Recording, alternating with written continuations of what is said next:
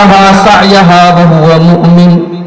وهو مؤمن فأولئك كان سعيهم مشكورا.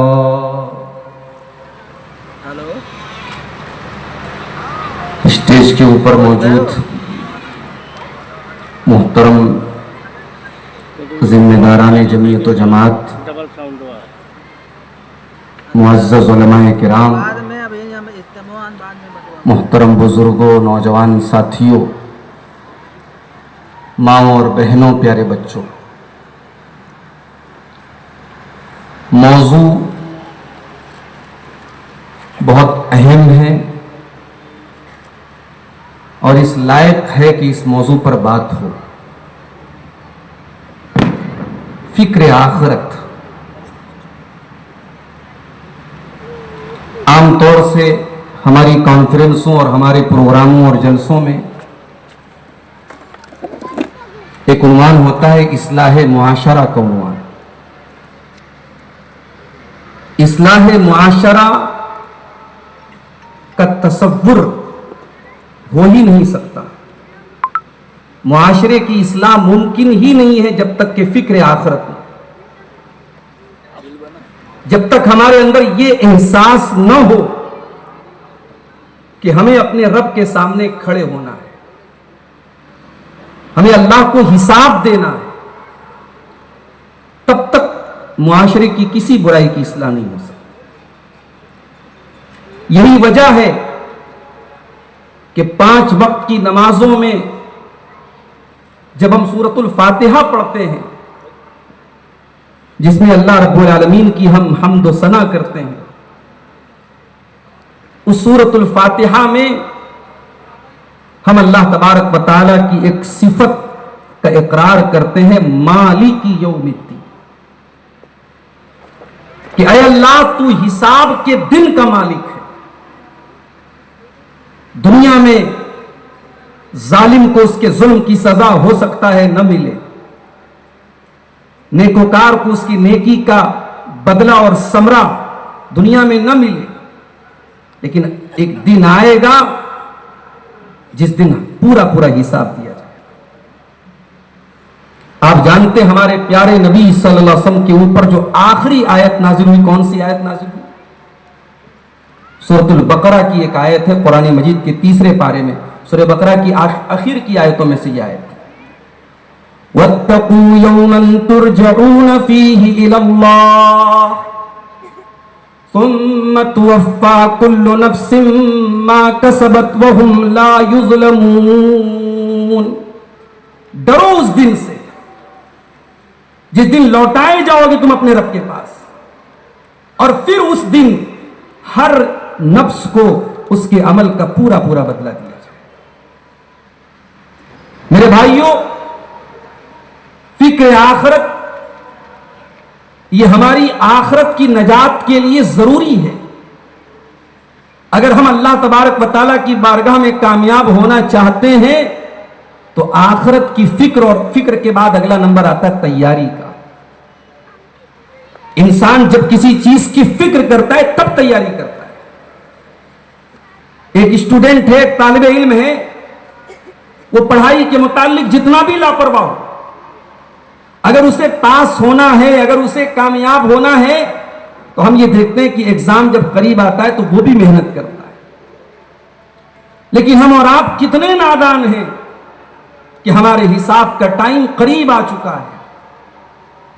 ہم اس دور میں زندگی گزار رہے ہیں جو قرب قیامت کا دور ہے. قیامت کی ایک نشانیاں پیارے رسول صلی اللہ علیہ وسلم نے جو بیان کی تھی اپنی آنکھوں سے ہم دیکھ رہے ہیں. اور پھر ایک قیامت صغریٰ موت کی شکل میں تو ہم روزانہ دیکھتے ہیں. بھائی موت بھی تو ہماری آخرت کی ایک منزل ہے، اپنی آنکھوں سے ہم دیکھتے ہیں. اور اس سردی کے موسم میں روزانہ واٹس ایپ پر خبریں آ رہی ہیں، جماعت کے بڑے اکابر علماء اور جو ہے بہت سارے ہمارے بزرگ علماء اس دنیا سے جا رہے ہیں. ہم تو روزانہ موت کی خبریں دیکھ رہے ہیں. ہم تو انا للہ و انا الیہ راجعون پڑھنے کے لکھنے کے عادی ہو چکے ہیں میرے ساتھی. یہ موت بھی ہمیں آخرت کی یاد دلاتی ہے. عثمان غنی رضی اللہ تعالیٰ عنہ दामाद रसूल हैं और नबी की दो बेटियां आपके निकाह में आ चुकी हैं। पूरी इंसानियत में ये मकाम किसी और को नहीं मिला कि उसके निकाह में किसी नबी की दो बेटियां आई हो। ये मकाम उस्मान गनी को मिला है। उस्मान गनी अल्लाह के प्यारे नबी की जबान से कई बार जन्नती होने की बशारत सुन चुके हैं। उस्मान गनी का अपना हाल ये कि जब वो किसी कब्रिस्तान के पास से गुजरते हैं, किसी कब्र को देखते हैं, ज़ारो कतार रोने लगते हैं, आंखों से आंसू बहने लगते हैं। पूछा जाता है, उस्मान तज़कुरुल जन्नत वला तबकी व तज़कुरुन नार वला तबकी। ऐ उस्मान, जन्नत की बात आती है तुम रोते नहीं हो, जहन्नम का तज़किरा होता है तुम रोते नहीं हो। ऐ उस्मान, तुम कब्र को देख करके क्यों रोने लगते हो, कब्रिस्तान को देख करके क्यों रोने लगते हो। उस्मान गनी कहते हैं, ओ लोगों, मैंने अल्लाह के प्यारे नबी सल्लल्लाहु अलैहि वसल्लम को फरमाते हुए सुना है, इन्नल कब्र अव्वलु मिन मंजिलिन मिन मनाजिलिल आखिरा। ये कब्र आखिरत की पहली मंजिल है। जो इस मंजिल से नजात पा गया, जो इस मंजिल को पार कर गया, उसके लिए आगे की मंजिलें आसान है। उस्मान गनी जैसा सहाबी रसूल कब्र को देख करके रोने लगता है। और हमारा और आपका हाल यह है कि उसी कब्रिस्तान पे खड़े होकर ढाके लगाते हैं, कहकहे लगाते हैं, हंसते हैं, दुनिया की बातें करते हैं। हमारे दिल कितने सख्त हो गए मेरे साथी। सच फरमाया अल्लाह ने कुरान करीम में, इक़्तरब लिन्नासि हिसाबुहुम व हुम फी गफलतिन मुरिदून। लोगों के हिसाब का टाइम करीब आ चुका है, लेकिन लोग गफलत में पड़े हुए हैं, एराज किए हुए हैं, मुंह मोड़े हुए हैं। लोगों को आखिरत की कोई फिक्र नहीं, अल्लाह के सामने जवाब देने की कोई फिक्र नहीं है। ये कब्र, ये वो चीज है मेरे प्यारे साथियों कि अगर हम सिर्फ कब्र की वहशत पर गौर करें तो रोंगटे खड़े। कभी आप गौर कीजिए, इस दुनिया में किसी कमरे में आपको बंद कर दिया जाए और उस कमरे में रोशनी और हवा और पानी का कोई इंतजाम न हो, उस कमरे में आप क्या महसूस करेंगे। और इस कब्र के ताल्लुक से जब हम वो हदीस देखते हैं, सहाबी रसूल हजरत साद इब्न मुआज, इतने जलीलुल कद्र सहाबी, इतना ऊंचा मकाम है कि उनके इंतकाल के मौके पर अल्लाह के प्यारे नबी ने फरमाया कि हाज़ल लज़ी तहर्रका लहुल अर्श, कि साद इब्न मुआज वो इंसान है जिनके इंतकाल पर अल्लाह का अर्श भी हिल उठा था। साद इब्न मुआज वो इंसान है, उनके जनाजे में 70,000 फरिश्ते शामिल हुए थे। उनका बदन हैवी था, उनका बदन जखीम था, भारी भरकम बदन था।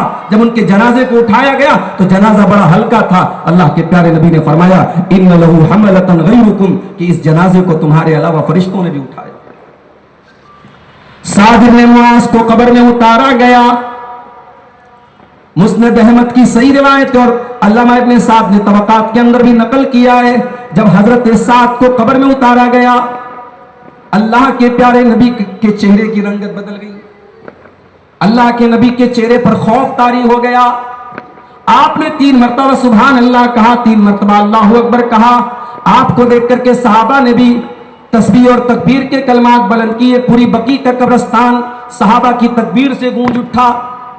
आपने फरमाया, है मेरे सहाबा, तज़ायक़ाला साहिबुकुमुल क़ब्रा, तुम्हारे साथी साद इब्न मुआज की कब्र उनके ऊपर तंग हो गई, उनकी कब्र उनके ऊपर तंग हो गई। और मैंने अल्लाह से दुआ की तो उनकी कब्र में फिर उनकी कब्र उनको छोड़ा, उनकी कब्र ने उनको दबोचा है। और हजरत आयशा फरमाती है, ये मुस्नद अहमद की सही रिवायत है कि इन्ना लिल कब्रि ज़ब्ततन लौ नजा मिनहु अहदुन लनजा साद इब्न मुआज, कि कब्र हर हाल में दबोचती है, चाहे मरने वाला नेक हो, बुरा हो, अच्छा हो, नेक हो, कब्र हर हाल में दबोचती है। अगर कब्र के दबोचने से कोई बचता तो साद इब्न मुआज बच जाता। मेरे प्यारे साथियों, आज उस कब्रिस्तान में जाने के बाद, अपने मुर्दों को दफनाने के बाद भी हमें मौत की याद नहीं आती, हमें कब्र की याद नहीं आती। सहाबे किराम को देखो, वो हर चीज में आखिरत के बारे में सोचा करते थे। अल्लाह के प्यारे नबी ने यह तसव्वुर उनको दिया था कि इस दुनिया से ज्यादा तुम्हें आखिरत की फिक्र होनी चाहिए। हमारे अपने प्यारे नबी की जिंदगी को आप देखिए, آپ نے دنیا کے عیش و آرام سے جہاں تک ممکن تھا اپنے آپ کو دور رکھا، سادہ کھانا کھایا، سادے بستر پہ لیٹے، بڑی سمپل، بڑی سادہ زندگی آپ نے گزاری. اور جب آپ کو آرام دہ زندگی آفر کی گئی تو آپ نے کیا فرمایا؟ مالی ولد دنیا ما انا الا کراکب استظل تحت شجرۃ ثم راح فترکها. اے میرے صحابہ، میں دنیا میں ایک مسافر کی طرح ہوں. ایک مسافر کسی پیڑ کے نیچے آرام کرنے کے لیے تھوڑی دیر رکتا ہے، آرام کرتا ہے، جتنی دیر دھوپ ہے اتنی دیر وہ آرام کرتا ہے. جب آرام کا وقت پورا ہو جاتا ہے وہ اپنی منزل کی طرف رواں دواں ہو جاتا ہے.